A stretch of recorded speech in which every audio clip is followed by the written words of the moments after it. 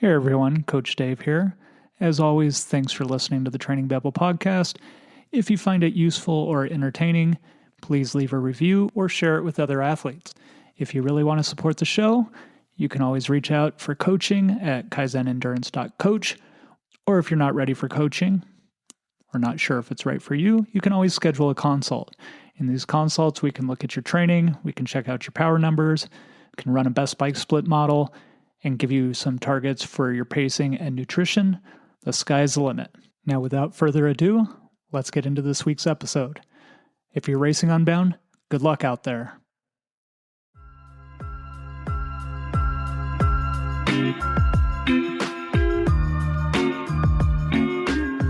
Welcome back to the Training Babble podcast. I'm your host, Dave Shell, and once again, I am joined by the gravel god, Matti Rowe.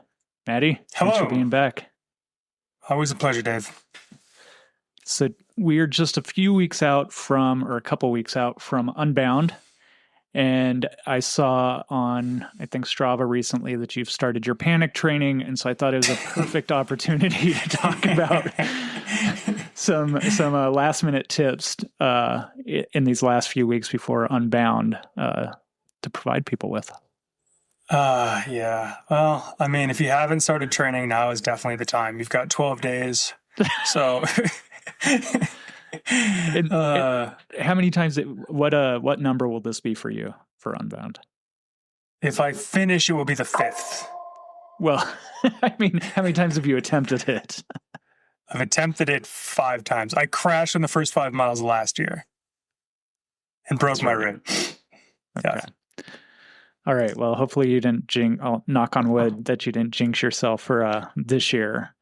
Honestly, if that happens again this year, I'm done.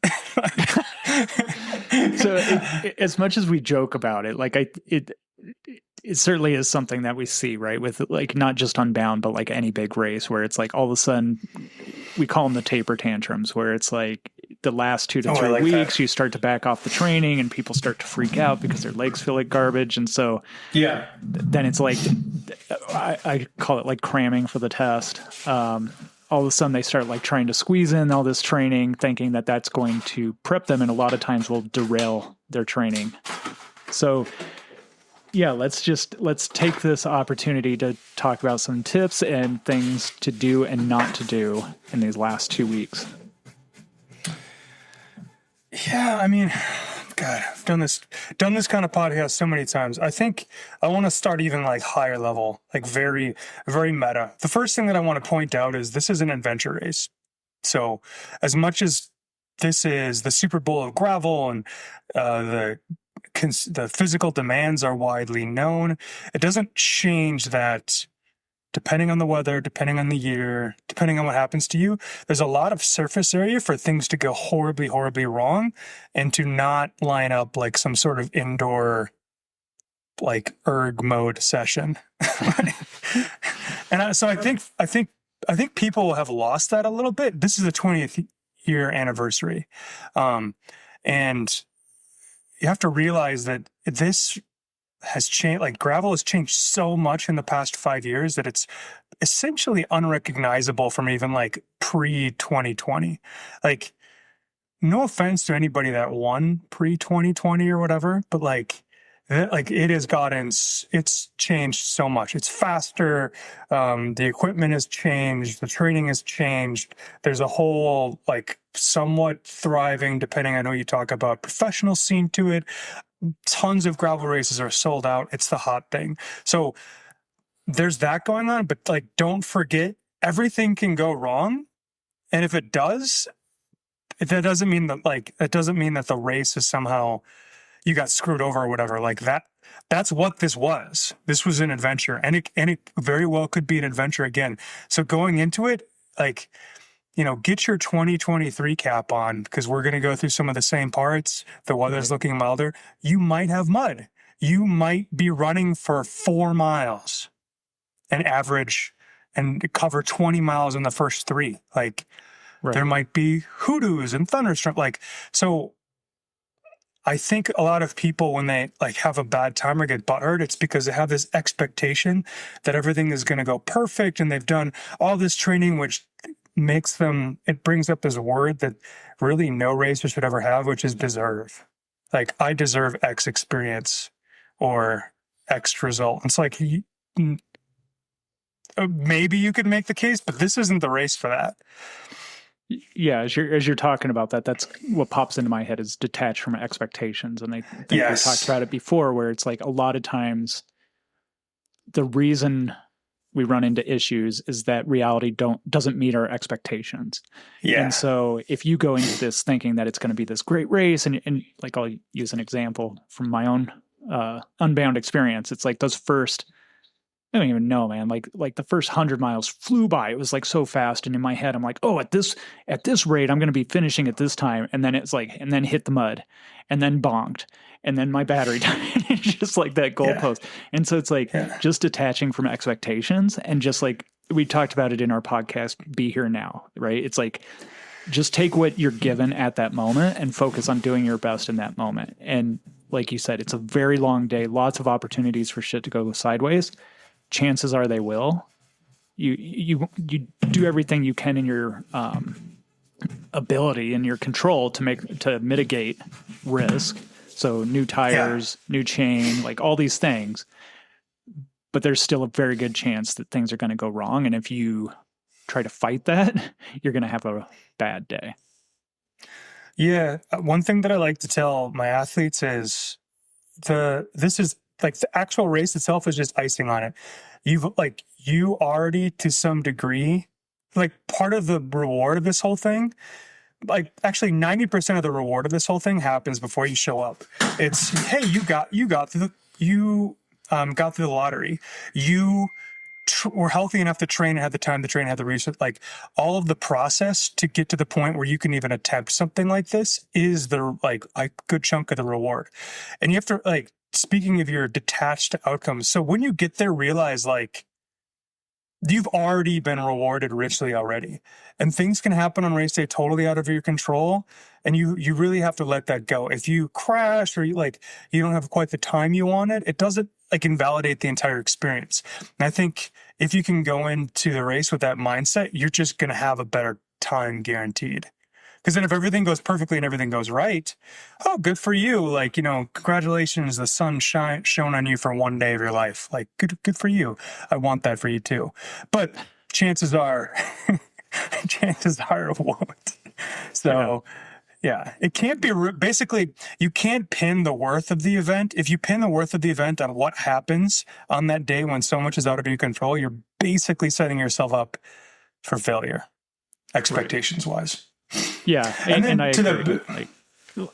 I'll just comment on that. Like I always tell athletes, like the race is a reward for everything you've done up to that point, right? Like, and so it's your job just to show up and execute and like hope things go well. But so much is out of your control.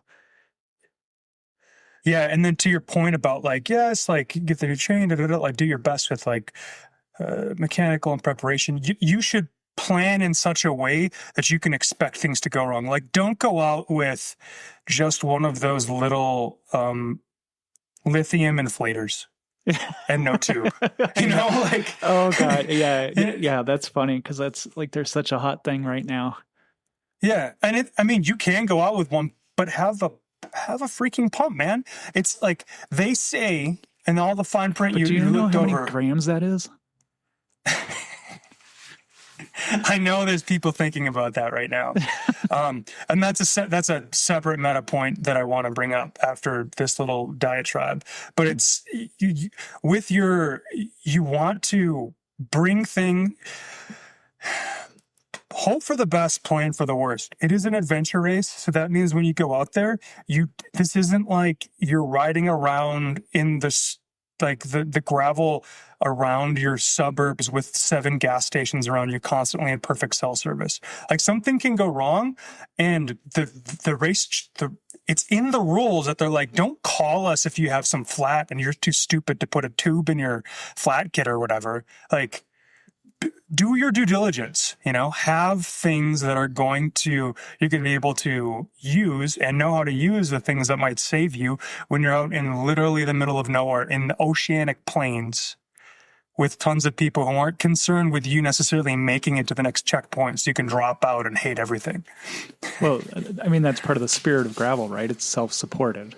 Like you just said, The spirit's been dead for a long time. Well, but I'm saying like that's the thing, right? It's like it's supposed to be self-supported. Yeah. And it's like you're supposed to have the map, you're supposed to have the course, you're like account for everything that could potentially go wrong and hope it doesn't. Yeah. Yeah, exactly. Yeah.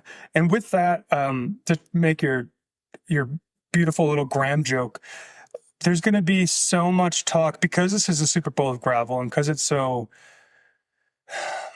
much status and it's part of the Lifetime Grand Prix and it's widely contested. There's going to be tons of tire talk and all this stuff about what the pros are doing. You're not a pro. You're not a pro. So half the things that apply to pros, including fueling, you just had it, and this is me throwing the ball to you about the you don't need as many carbs as you probably think. When it comes to fueling and pacing and tire selection and everything else, unless your day job is your taper week of training is like 20 hours a week, but you're used to 30 and you're racing a ton and you have this huge background and you have the time and inclination and resources to tinker around with stuff, just because you hear whatever, Dylan Johnson or somebody else being like, you should run this, like stop giving yourself hives trying to recreate the marginal gains of something that you haven't earned through your fundamentals. Yeah. And I guess I'll just use this as a PSA to say, like, that's one thing that makes me crazy, like sitting at a start line and all the people, and I think this happens especially to women, all of a sudden the guys around them are telling them they're running the wrong tires, they've done the wrong training, they're eating the wrong things, and you're about to start the race. And it's like, it's hard when you're hearing these contradictory things and people are telling you, but it's like you have to have the confidence. Like, those are the tires you've been running. That's what you know.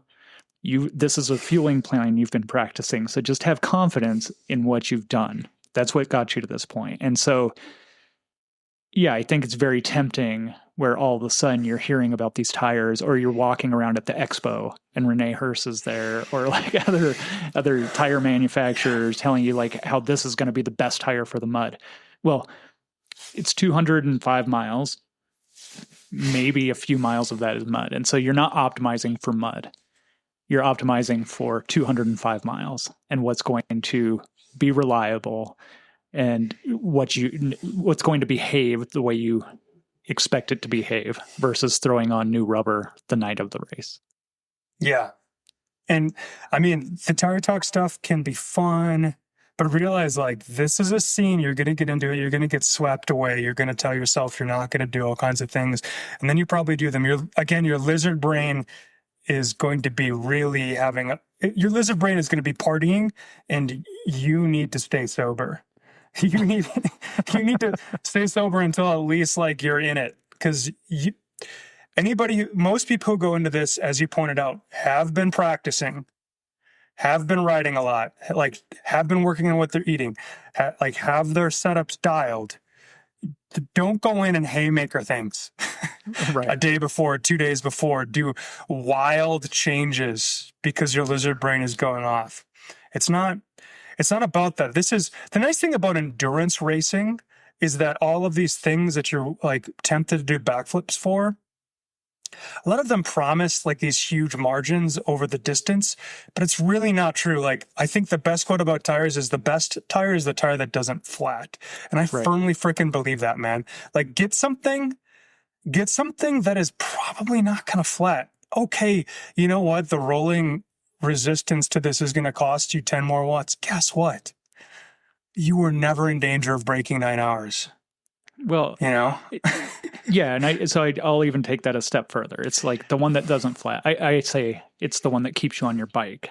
And so people chasing marginal gains or faster rolling tires, it's like it didn't save you that much time if you're on the side of the road fixing a puncture, or if you crash and you crash out because you weren't used to the way it handles or something like that. And so I always like, it's worth running a quote unquote slower tire if it keeps you on your bike and keeps you upright. Right. Yeah. And I mean, just to continue to highlight the differences between pros and amateurs, like pros are on their bikes a lot less than the average amateur finisher. So a lot of those things that are for performance, cockpit tweaks, all this other stuff, you need to optimize for comfort because you're going to take 15 hours. You're going to be on for an additional 6 hours. So randomly slamming your stem or like getting things super narrow. Yeah, that's great. Like it is faster for 3 hours. Well, yeah, not to turn it into this kind of episode, but you're on, so it always turns into this kind of episode. Yeah, so let's do it. No, let's throw shade. But yeah, I think that's one of the big mistakes that I see is people optimizing for aero. And it's like that you see things and it's like, oh, by running this helmet, I save 5 watts, or by doing this, I'm going to save 5 watts. And so let's like put it all together, right? It's like, oh, by running these tires, I'm going to save this much watts. By using this lube, I'm going to save this much watts. I'm going to save this much time by slamming and getting super aero. So I'll just go back down the line here. Like the aero position, it only matters if you can stay in it. So if you're not comfortable, if you're constantly like sitting up or looking around and like you can't stay in that position, then it's not doing you any good. So the most aero position is the one you can stay in. That's advice to live by. Same thing with the lubes, right? It's like you can like do all these lubes and stuff, but after you've run through how many sections of water and stuff like that, and it sounds like your chain is just like screeching and stuff like that, guess what? Like the wax didn't do you any good. So you're better off like having something that's going to be durable and going to last the entire time. And so like it might be a thicker, more like wet base lube that's going to last going through those water crossings and stuff like that, which may not on the charts may not look as efficient, but if you're not having to stop and constantly re-lube your chain, it's going to save you time. And then same thing with the tires. Like, yes, they may not be as fast rolling, but if you're not fixing punctures and you were able to stay upright, it saves you time in the long run.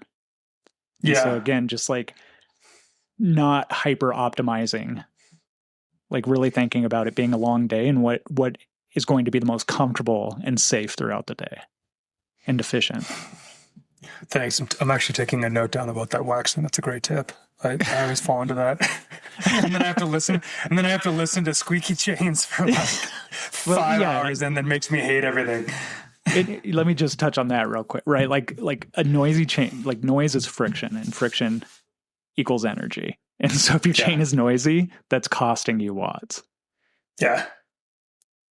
I had that same experience on a 160-mile race or something, and it's like halfway through, it's just like screeching, and that's when I stopped waxing my chain. Yeah. I also think with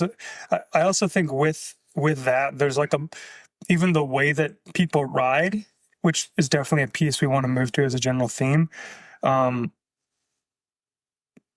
There's tricky sections, like pacing aside, I'm also thinking of like, because this is the 20th year edition, they're adding some creek crossings and all, like, they're not just giving you basically champagne gravel. Like this edition looks like there's going to be plenty of chunk and some, the things that make gravel exciting. So if it rains, or even like, if you're going to cross a creek, some people are like, I don't know why they do this. Maybe just because it's just a genes thing, natural selection at work. But like some people just like going 30 miles an hour and sending it through creeks, And again, this is an adventure race. There's not an official out there like making sure to put cones necessarily in the right spot, or that there hasn't like been rocks drifting into it randomly. And half of these crossings are like these old concrete slabs with enormous cracks in them that are like 6 inches different, that if there's water running over them, you don't necessarily. So be careful is all I'm saying. Like, it's interesting to me sometimes the risks people will take for seemingly no reason when they're like the ROI on it is like, you could break your femur or no, that's one of the things I have written down here is just like, don't ride blindly through water. Like, I think, like I always tell people, like, you don't want to be the first one. If you're seeing people safely cross and you can follow their line, Yeah. great. But you don't want to be the Yeah. first one at 30 miles an hour to go through something. And like you said, there so many of those crossings are water bars with sharp edges and cracks. Yeah. And it's like, Yeah. you don't want to ride blindly through that. And so if you're the first one through, like, be very careful, slow down, potentially off your bike if it's, you know, if you don't see a good line, but it's like, you just don't want to ride blindly through that. Yeah. I mean, this is produced by Lifetime. It seems very professional, and it is, but this is big thing, like the main theme here. This is an adventure race. So they're not necessarily going through and guaranteeing that something didn't move the night before. So, like, have a healthy bit of skepticism. There's not a moto going ahead, and especially in the, well, maybe there is in the pro race, the leaders, but like, there's nothing stopping a cow from drifting out, or like, it's the Wild West. So don't just blindly trust everything, because that's a great way to get hurt. Like, use your head. Yeah. And the course changes over the course of the day, whether it's like through traffic or through weather or whatever. It's like, what was safe at the beginning of the race may not be safe at the mid or back of the race. What was sort of muddy becomes extremely muddy, becomes not like it's kind of wild how quickly the conditions can change. Absolutely. I mean, I think about, I can't remember what year I did it, but like same thing where it's like, I think the leaders were riding through it, but by the time we got to it, it was just like, there was no possible way, because it was just like 6 inches of mud at that point or what have you. Yeah. Yeah.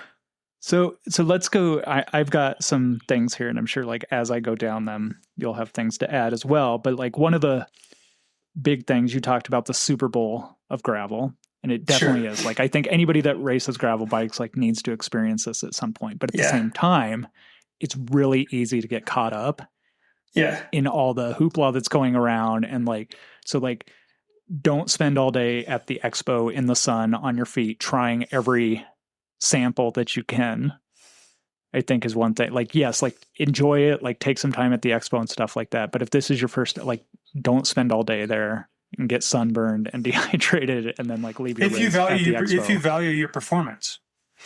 If you want to have a fast time. But performance is like relative, right? Like your performance is maybe finishing, and that can still compromise that. Your best time isn't on the other side of spending all of the day before in 90-degree humidity trying every sample. I think that's a fair rule of thumb. Yeah. And it's hard, right? It's like, it's very tempting. It's exciting. There's so many things going on. There's like all this stuff. And it's like, but like you said, if you value your performance, however we want to define that, like you need to stick to your plan. Yes. Yeah. And I think with that, the more time you spend, it's weird. It's like many things in life. The more you drink, the more time you spend at the expo, the chances that you perform at your best and don't make a unbelievably short-sighted, crippling decision increase. Because you'll see all kinds of cool stuff and other people, and like, it's very hard, unless you're Buddha, to like not let it get to you, get in your head, and like make you question everything. Yeah. Oh yeah. Well, yeah, that's the other risk of it, right? Is like, again, going back, like all the manufacturers are going to be there. All the nutrition companies are going to be there, and then they're going to tell you how this is better because it's a 1.8 to 1 ratio versus a 2 to 1 ratio.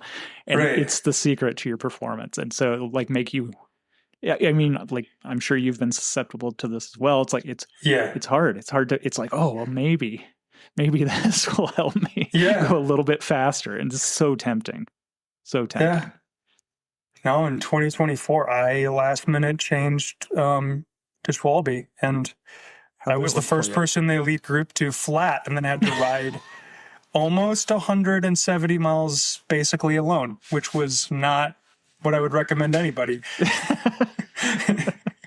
So that's my next thing that I have here is just tires, right? Like we talked about, like don't go searching for the fastest tire or anything like that. Like, but one thing I would recommend is getting something with sidewall and tread protection, because you've got the sharp rocks out there, and punctures are pretty common. Yeah, for sure. Get something more durable. Don't get too sucked into the resistance. If I don't know where you come down on inserts. I think they can be really helpful, but I also, yeah, if you get a flat, it can be a struggle.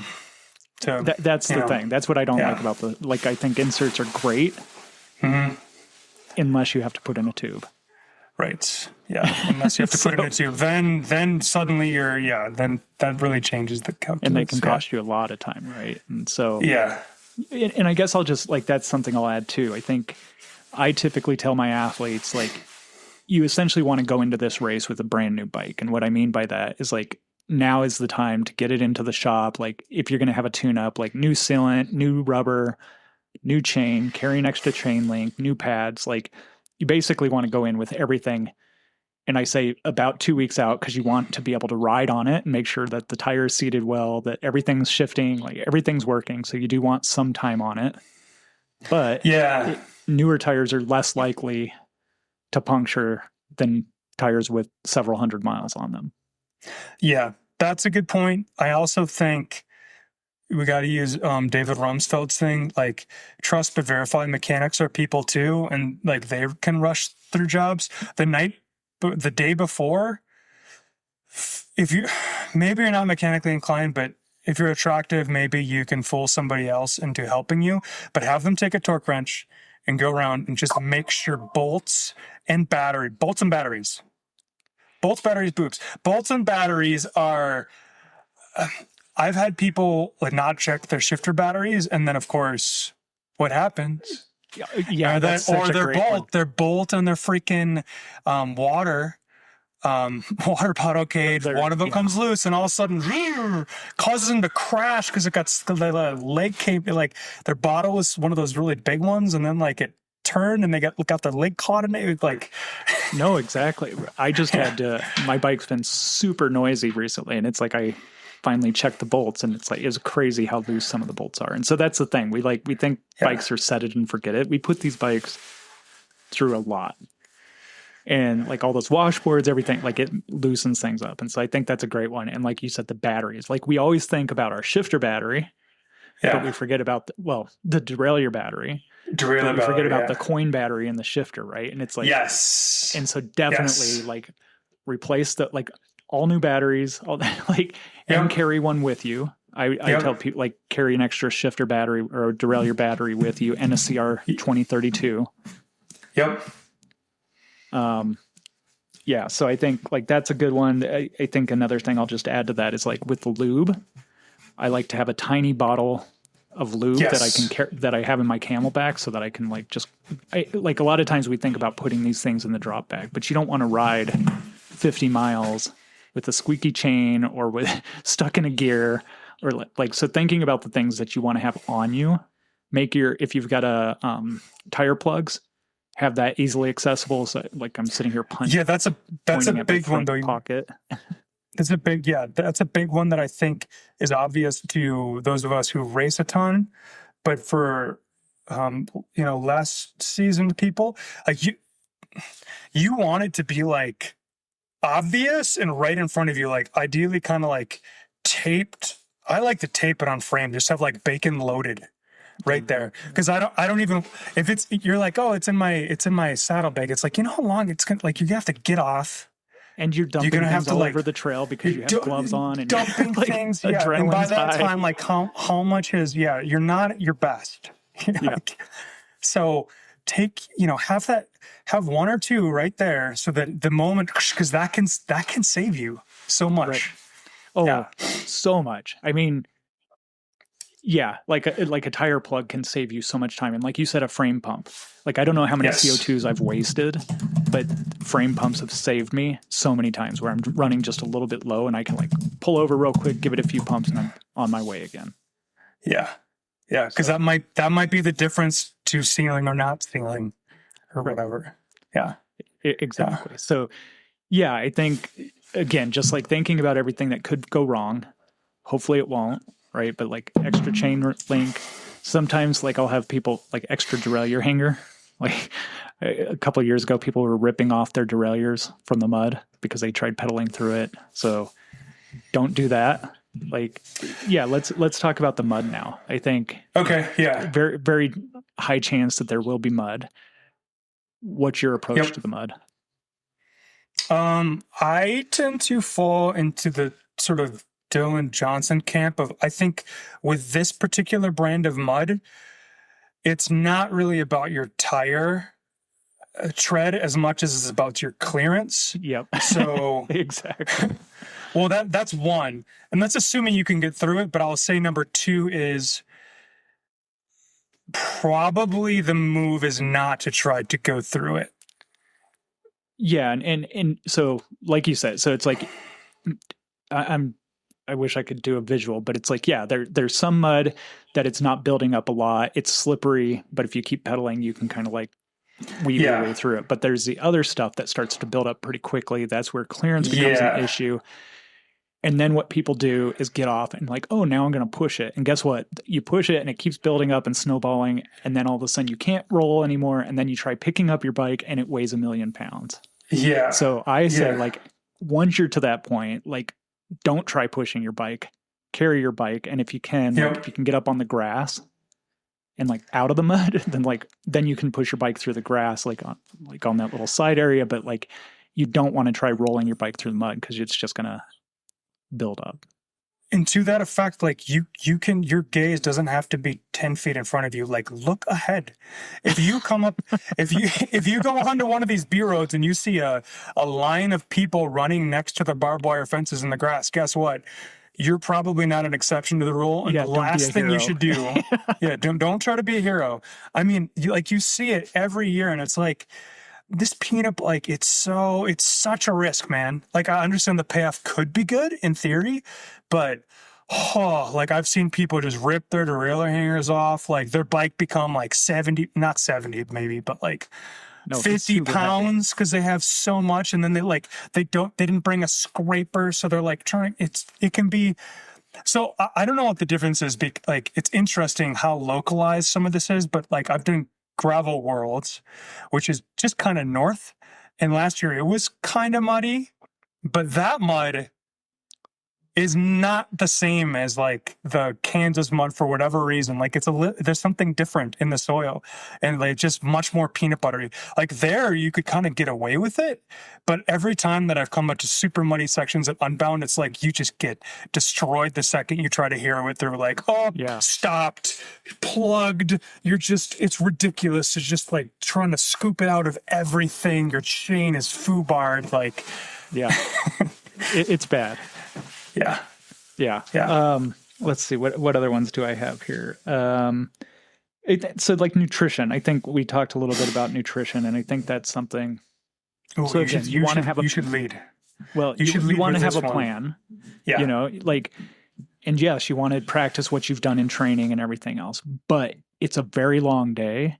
And after like 9 or 10 hours of eating nothing but sugar, there's a chance that you're not going to want that anymore. And so then I tell people, like, be self-sufficient, carry the stuff that you want, but then use the aid stations. And if you've paid for support, like that's like in case of emergency, break glass. And so like at that point, like if you're craving pickles or potato chips or whatever, like you're going to probably want real food at some point because the sugar's just not going to cut it anymore. Yes. I don't hear people use this metaphor because they're not weird like me, but I think like first 100 miles is cyborg. Like you should be eating to plan even when you don't feel like it. And then the back half of Unbound is far more of like Vision Quest because it's like you're going to crave weird stuff. And that's okay. Let your freak flag fly. You should plan for that. You should plan for 2 versions of yourself: the like plan version of yourself, and then the animal version of yourself. I love that. Yeah, you don't want your second. Well, there's more aid stations this year, but basically, you don't want your. We'll call it roughly 150 mile food options to be another gel. Like. Get some disgusting gas station food in there, man. Well, I can't even remember when it happened to me, but I think I'd already gone through the first checkpoint, and then all of a sudden I was just like bonking and couldn't stand sugar anymore. And luckily there was a gas station, like the only tiny ass gas station. And I'm like, laying against the side of it, just like shoving Lay's potato chips into my mouth and a Coke. And it, like, I was able to turn it around, but it was rough. Yeah. You know? Yeah. And so Yeah. like, yeah, you like best laid plans, like Mm-hmm. have your plan, but then also like be willing and ready to deviate based on what you're craving and what you need. Yeah. And this is a very difficult topic because like the fueling weaves together many things. It weaves together your preparation. It weaves together your psychology. It weaves together,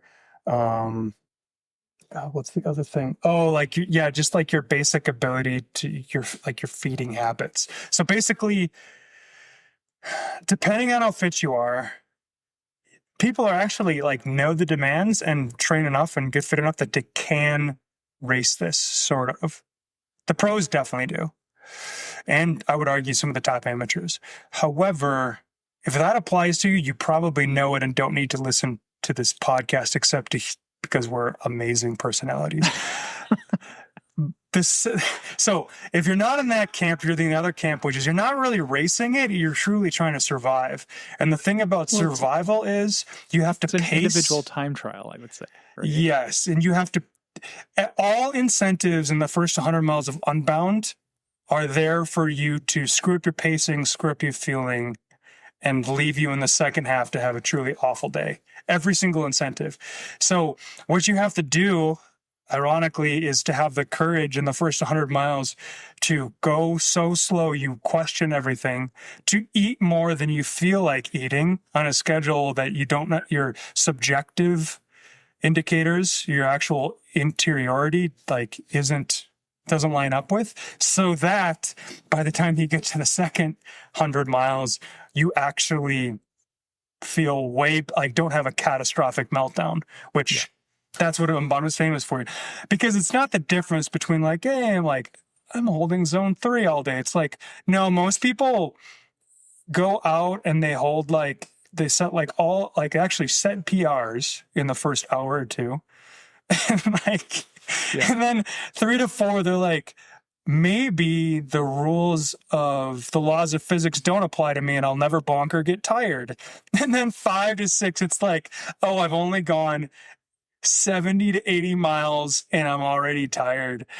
And it's getting hot. It's getting gnarly. And they're running out and and suddenly it's hard to eat anything. And that's when Unbound starts. Yeah.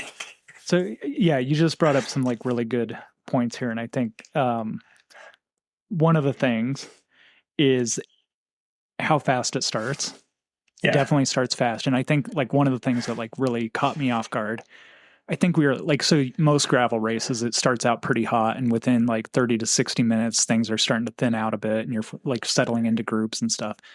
Yeah. I think we were like 2 hours in and you're still around hundreds of people.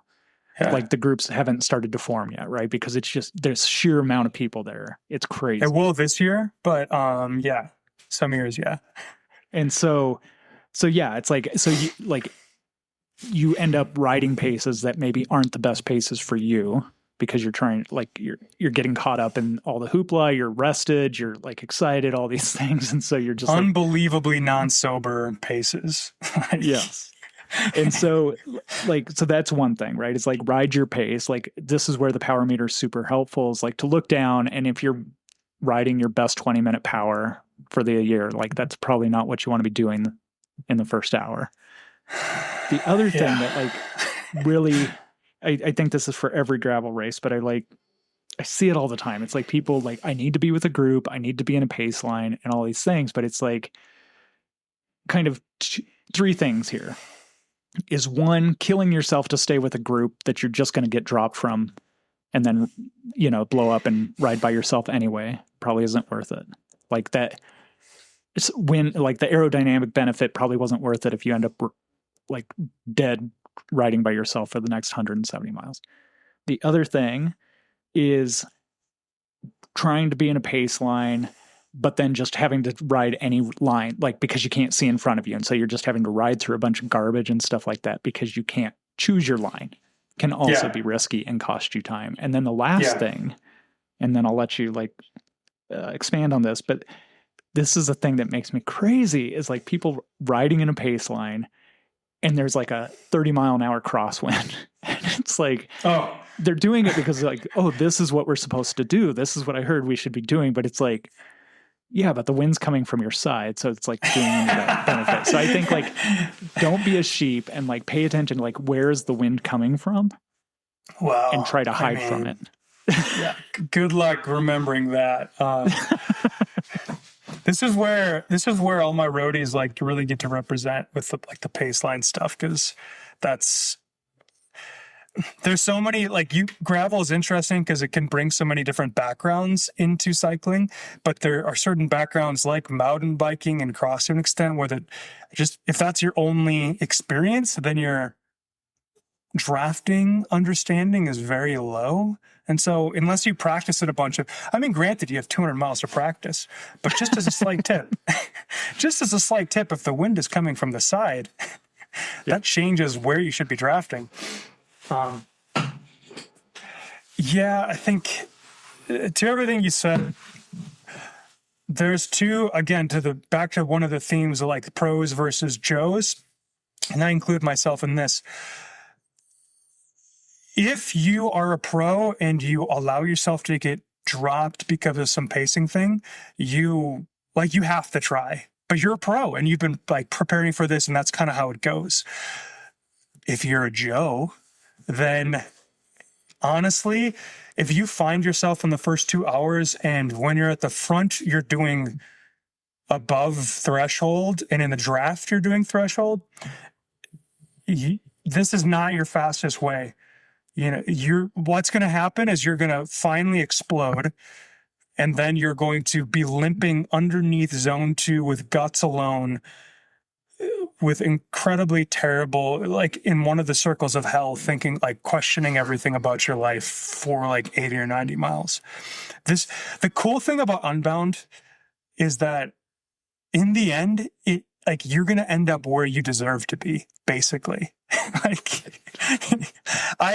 It's really interesting because it's so long that like all of the stress people have about, should I stay with this group or should I not? Like, if you're fit enough, like you can stay with, if you're swinging above your head, if you're out of your weight class, like you're going to have a terrible time. But if you just like are honest about where your level is and you just like let the wheels go and get in a group where, hey, maybe at the front, initially you're doing a little bit of tempo and then in the draft you're doing endurance. At the end of the day, believe me, you'll be where you belong. It's really cool because it's a composite of like, it's not just about how fit you are. It's like, how are you taking the corners? Because because how many corners are there in Unbound? I don't know, like 200. Well, if you gain 3 seconds on every corner, then what's really interesting is you'll ride with somebody who goes to the corners faster than you, but you climb slightly better than them. So you have this weird thing going on where, how did I end up with this person? It's like, because you're exactly the same speed, but how you achieve the same speed, you get it from slightly better fitness and they get it from slightly better technical ability. It's so cool. But you have to like let it happen. If you don't let it happen, then you never get there because you just miserably explode and limp or drop out. Yeah. And I tell athletes that a lot, right? Like your group, I guess the way to say it is like your group will find you. So it's like you ride your pace, you ride what feels like a good, solid, like you're working, but not killing yourself. And eventually like you're going to catch people and you can work together, or people are going to catch you and you work together. But it's like trying to stick with groups you shouldn't be with is just going to make your day longer. Yeah, and enjoy the show. Enjoy the show in the first 100. I love the first 100 miles of Unbound because I see some of the most spectacular displays of fitness and enthusiasm that I've ever seen in my life. Like just people going by, and I'm maybe like putting in a little bit of a dig, but I have a pretty good internal power meter about what I can do for that distance.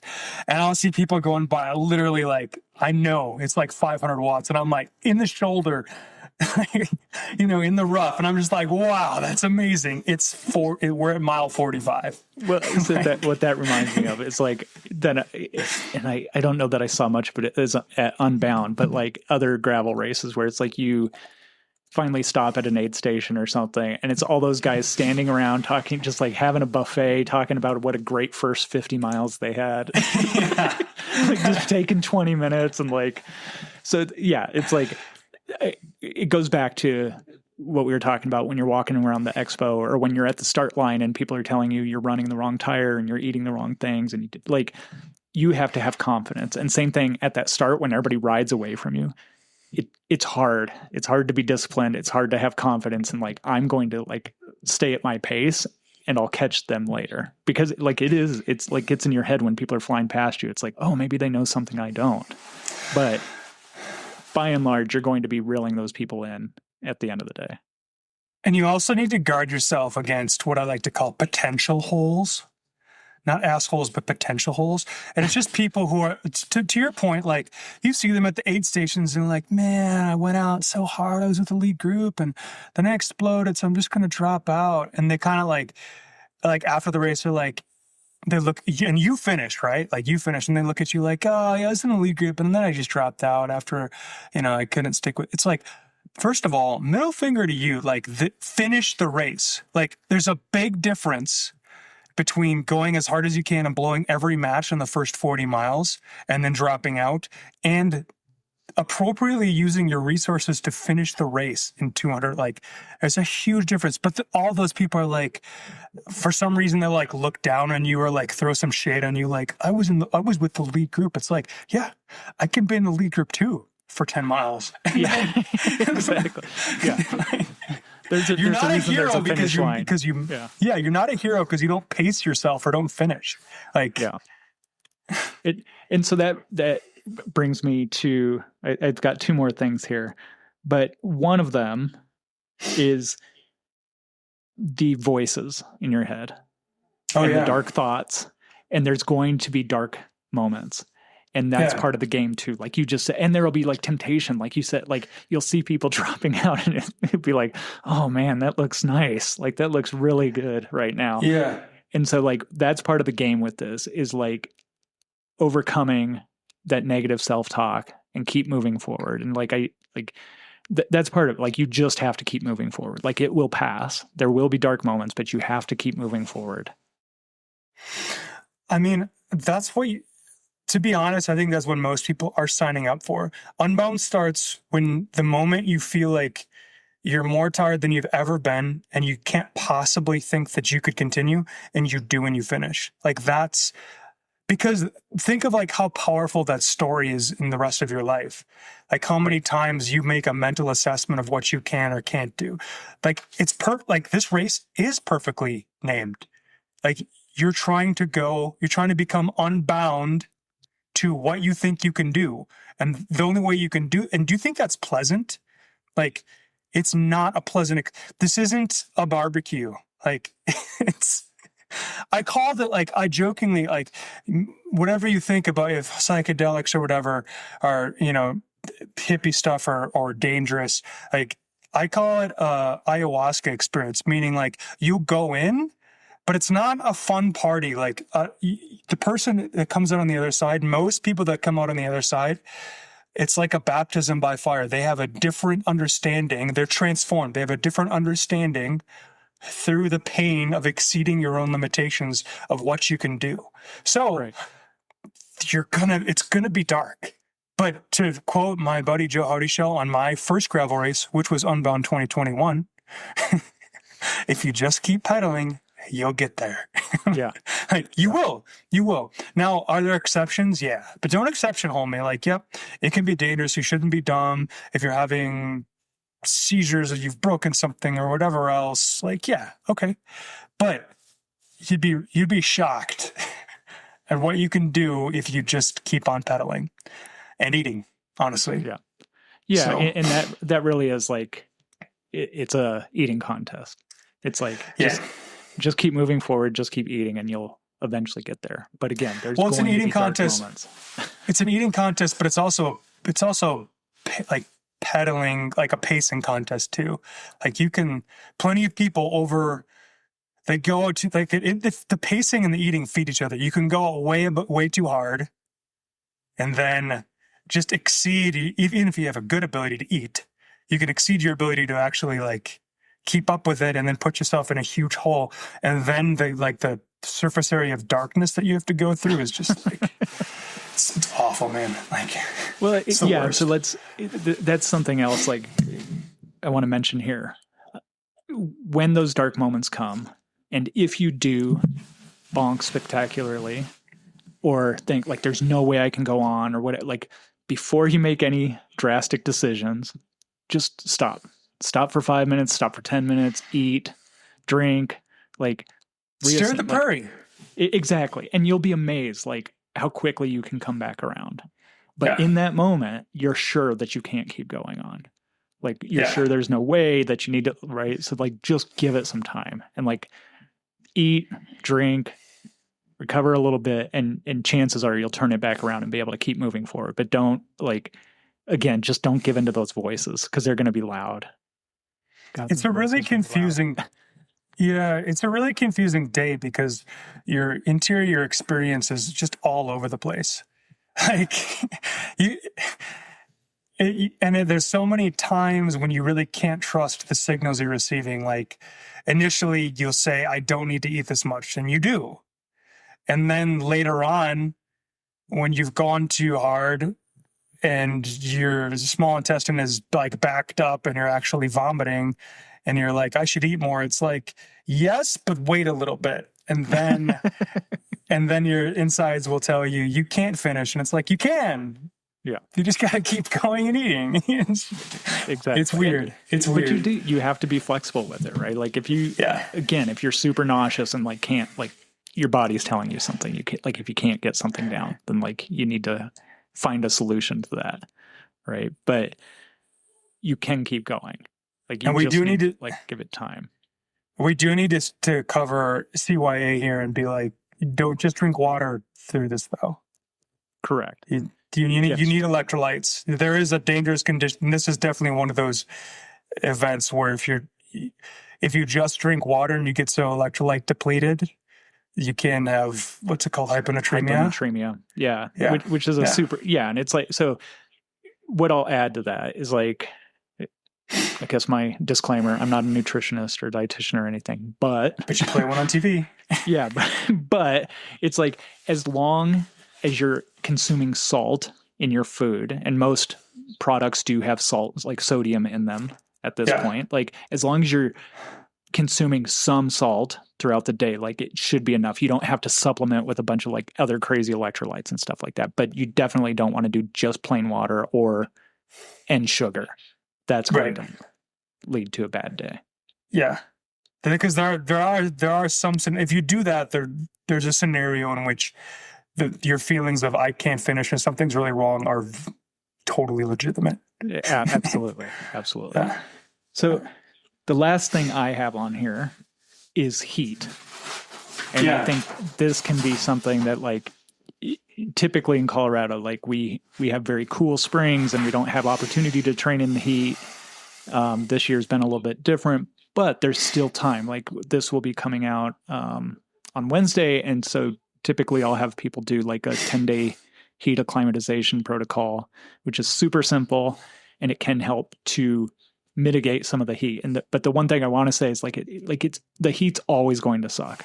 Like you're never going to perform to 100% if you're racing in heat and humidity, but it can take some of that edge off.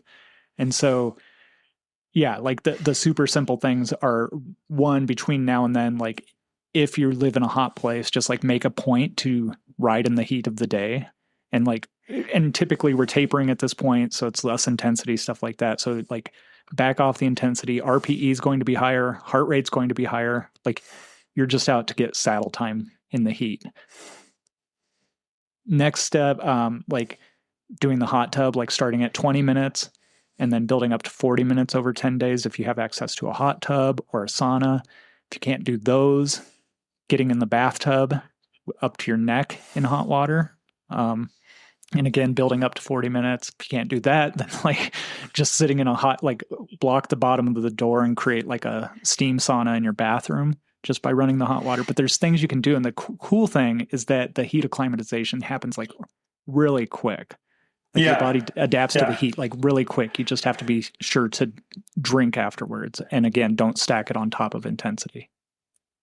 Yeah, if there's one thing that's cool about heat training is you can actually cram for it. Yeah, exactly. Well, it works really well because like you're backing Yeah. off the intensity at this point, your volume's coming down. So because it wrecks you, it's going to make you tired, and it doesn't feel great. I mean, like I probably have a picture. Maybe I'll make it the cover of this. But like I was in my Airbnb in Kansas, like watching Netflix, like up to my neck in hot water, watching Netflix and just like sweating profusely. I think I was watching the Stranger Things at that time. but it was like something I could do on the road, right? Like I was able to contribute or continue that protocol even though I was like in a strange place. Yeah. Yeah, no, it's super helpful. And you also want to adjust your performance expectations down because when you're in the heat, because everyone is not as good when it's really hot. So exactly. Like everybody's going through the same thing. So like I hear athletes all the time, like, oh, I suck in the heat. It's like everybody sucks in the heat. We're all suffering. Yeah. And so just stop the comparison game or like think like, oh, look at them. They're not suffering. It's like everybody wants to quit. Everybody wants to quit. Your job is just to quit a little bit later than they do. Yeah. Just keep going and stick to your plan. Yeah. I think also with this, especially if you know that you're a very salty sweater, I think some preloading, some electrolytes can be really helpful to people. Yeah. But not everyone's a salty sweater. If you'll know if you are because you basically finish a hard ride and it looks like you have a sodium Rorschach test in the back of your jersey.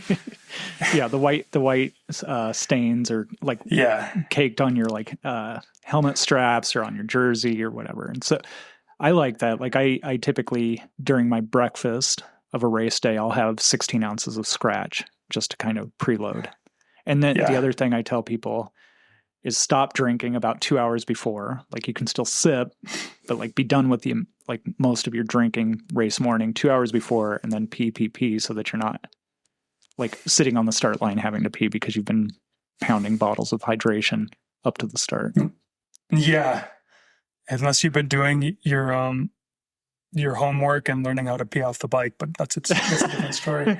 Yeah. If you need tips on that, I'll link to that episode as well. Yeah, I'm sure there's an episode out there somewhere where I talk about that. Yeah, you did for sure. Yeah. I mean, people laugh, but that's probably worth like a minute or two. Oh, it definitely is. It definitely is. I can't do it. It's it's an art for sure. So do you have any last minute tips for people gearing up for Unbound? I think the last thing I would say is you deserve to be there, probably. You can't qualify it. You deserve to be there. You deserve to be there. You put in the training, you put in the time, you're going to get on the start line and realize that everybody feels like an imposter sometimes, but that's just like one voice. You don't need to join with that thought. You can just say, that's interesting that part of me that hates me says that. And then you can just move on and have a good day. But I think that's another valid thing.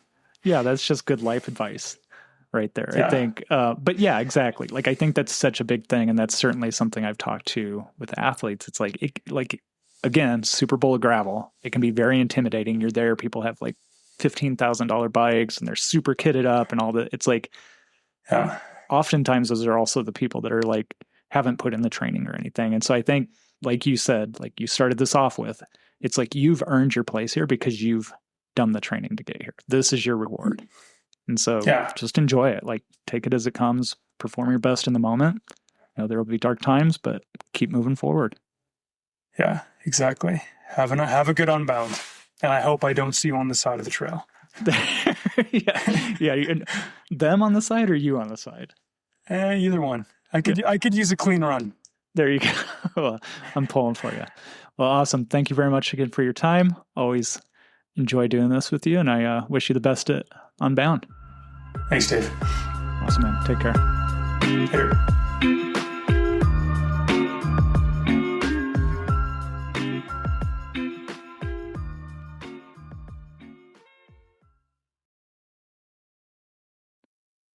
Coach Dave here again.